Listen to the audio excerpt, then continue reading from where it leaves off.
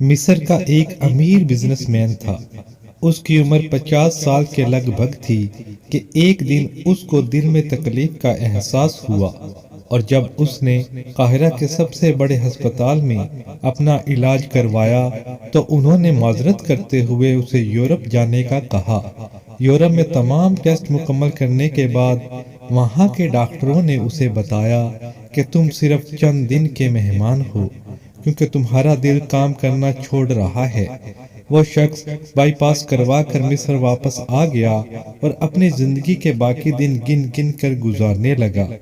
ایک دن وہ ایک دکان سے گوشت خرید رہا تھا جب اس نے دیکھا کہ ایک عورت کسائی کی پھینکے ہوئے چربی کے ٹکڑوں کو جمع کر رہی ہے۔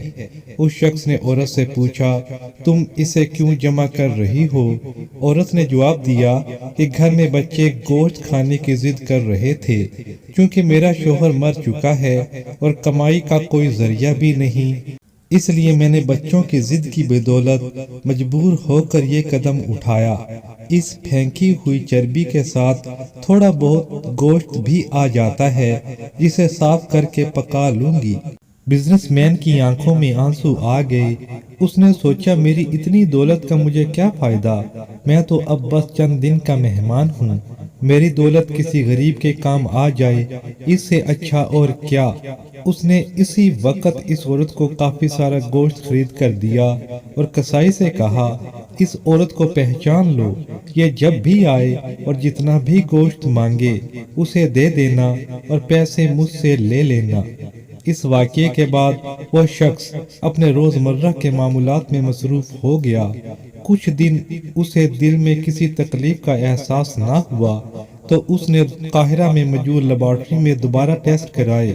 ڈاکٹروں نے بتایا کہ رپورٹ کے مطابق آپ کے دل میں کوئی مسئلہ نہیں، لیکن تسلی کے لیے آپ دوبارہ یورپ چیک کروا کر آئیں۔ وہ شخص دوبارہ یورپ گیا اور وہاں ٹیسٹ کرائے۔ رپورٹس کے مطابق اس کے دل میں کوئی خرابی سرے سے تھی ہی نہیں۔ ڈاکٹر حیران رہ گئے اور اس سے پوچھا کہ آپ نے ایسا کیا کھایا کہ آپ کی بیماری جڑ سے ختم ہو گئی؟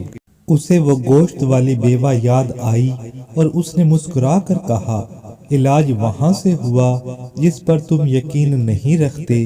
بے شک میرے نبی صلی اللہ علیہ وسلم نے سچ کہا تھا کہ صدقہ ہر بلا کو ٹالتا ہے۔ دوستو، اس ویڈیو کو شیئر کرنا آپ کے لیے صدقہ جاریہ بھی بن سکتا ہے۔ اللہ تعالی ہمیں 100% دین پہ عمل کرنے کی توفیق عطا فرمائے۔